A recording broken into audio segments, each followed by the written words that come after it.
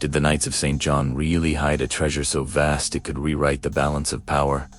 Protected by a curse that left a trail of shipwrecks and ghosts in its wake. Our story begins not with gold, but with sickbeds and swords in a candlelit chapel in 11th century Jerusalem. The Knights Hospitaller were born to shelter pilgrims, but the crucible of the Crusades forged them into something more. A disciplined military and financial powerhouse. When Jerusalem fell, the Knights didn't flee in panic. They retreated with the cold precision of a multinational corporation moving its headquarters. Archives were boxed, holy relics wrapped in linen and wax. And their real treasure wasn't just coin, but the infrastructure of money itself. Promissory notes, land charters, and keys to vaults, scattered across Christendom, from Acre to Cyprus, and then 2 Rhodes in 1309. They moved in silence. In Rhodes, they transformed into a formidable naval power, their galleys controlling the Mediterranean trade lanes. And it's here, in the sun-drenched archives, that the ledgers begin to whisper of secrets. Inventories don't quite balance. Manifests list items simply as sacra holy things with no description. And in the margins, a chilling Latin warning. Asterisk, noli tangere. Asterisk, do not touch. Then, in 1312, the Knights Templar were brutally dissolved by a French king, deep in their debt. Rumors swirled that a portion of the Templar fortune, escaping the king's grasp, slipped under the protection of their rivals.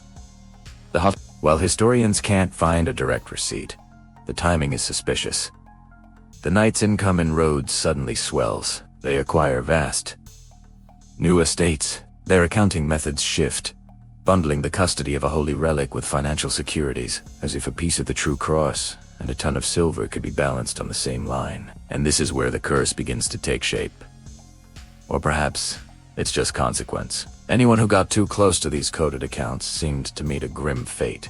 In 1440, a Rhodian treasurer drowned in the harbor on a perfectly calm day. A few years later, an entire chest was mysteriously catalogued as salted earth and sent inland under guard, vanishing from history forever. The fall of Rhodes to the Ottomans in 1522 should have been the end, but the Knights' retreat to Malta in 1530 was less a defeat and more a masterfully choreographed evacuation. First the archives, then the portable relics, and finally, the bullion, all escorted by galleys, scrubbed clean of any identifying marks. On Malta, they didn't just build fortresses. They carved a labyrinth into the island's living limestone. They created secretous rooms behind false walls, hung heavy doors of olive wood to keep the air dry, and lined the shelves with lime wash to ward off rot. Here, they perfected the art of separation dividing. What the world knew they had from a hoard so secret, only the Grand Master and a handful of his most trusted officers could even name it. Then came the apocalypse. The Great Siege of 1565. The Ottoman Armada, the most powerful fleet on earth, surrounded the island. Every vault became both a sanctuary and a potential tomb. As the siege raged, Maltese masons sealed layers of treasure in stages. If an upper chamber fell, the lower levels would remain secure. The siege diaries capture the desperate tempo of this secrecy. Terse notes about moving oil and bread to the lower levels, followed by the defiant scrawl. Asterisk God wills, asterisk God wills it next to the symbol of a key. When the smoke cleared, the Knights had achieved the impossible. They had survived. Their relics were safe. Their reputation was sanctified by sacrifice, and their financial position was stronger than ever, as the grateful princes of Europe showered the victors with gold. But victory casts long shadows. In the 17th century, the Knights turned to corsairing, preying on Ottoman shipping. Ransoms and prize cargo flooded into Valletta. But this brought new problems. How do you account for such wealth? Some loads were catalogued as spoils against the infidel, others as gifts to the poor. But the most interesting entry was custody in perpetuity, a brilliant legal phrase that allowed them to hold valuables without ever claiming to own them. It was the perfect cloak for a treasure that was never meant to be on any public books. The curse continued to claim its victims. In 1607, a Spanish envoy, who had been aggressively pressing the Grand Master to disclose the Spanish king's share of captured bullion, died suddenly In the margin of a clerk's notes, 2 words appear. Asterisk. Aquamala. Asterisk. Bad water. A second hand adds a cross and a single, chilling command. Asterisk. Siller. Asterisk. Be silent. Over the next 2 centuries, their system of concealment became even more sophisticated. 3 key locks that required the Grand Master, the chaplain, and the treasurer to be present to open a vault. Double entry bookkeeping, where one ledger tracked public donations, while another, slimmer volume, tracked special custody.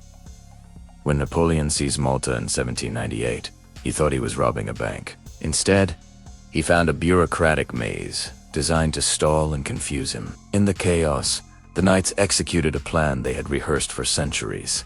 Fragment, conceal, and move. Relics went one way, coin another, and the all-important ledgers to a different island entirely, and a galleon. The asterisk. Sansita.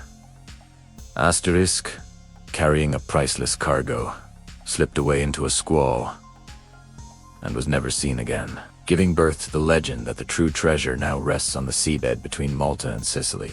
Modern investigators follow the paper trail. In archives from Rome to Malta, microfilm reveals a hidden geometry of concealment. Repeated symbols, identical handshakes and letters, written centuries apart, and a recurring sign of 2 nested squares that only appears next to entries marked doubled custody, meaning a single treasure was split between at least 2 locations. Architectural surveys in Valletta have found blocked voids behind Baroque walls and acoustic anomalies, where a knock returns a dull thud instead of a solid ring. During a restoration of the cathedral, workers lifted a floor panel and found not gold, but a 17th century wooden tablet.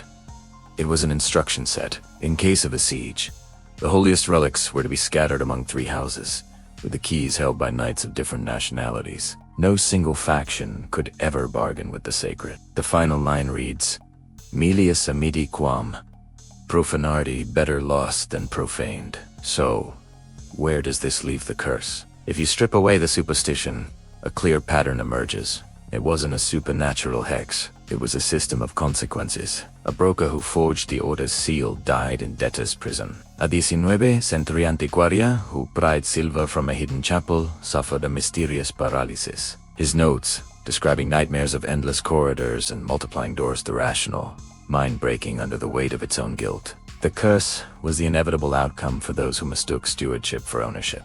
Today, ground-penetrating radar shows layered voids under Valletta, some lost forever behind structural risks. A sealed staircase smells of sea salt. A bricked-out corridor hints at a passage to the harbor. The evidence is everywhere, whispering of a central, brilliant idea that defined the knight's hospital. What is holy is not owned, it is kept. This single ethic explains the treasure and its curse.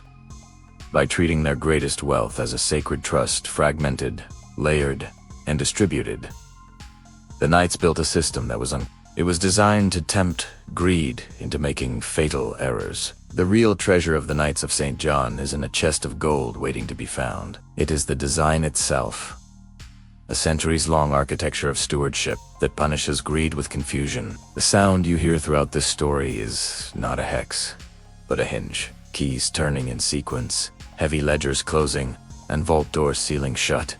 Choreography of faith and finance that echoes from Jerusalem to Malta. The treasure survives precisely because the order never stopped choosing custody over possession, and the only curse is the one that befalls anyone foolish enough to try and make it otherwise. Thank you so much for joining us on this journey. If you love unraveling historical mysteries like this one, be sure to hit that like button and subscribe for more deep dives into the past. We'll see you in the next one.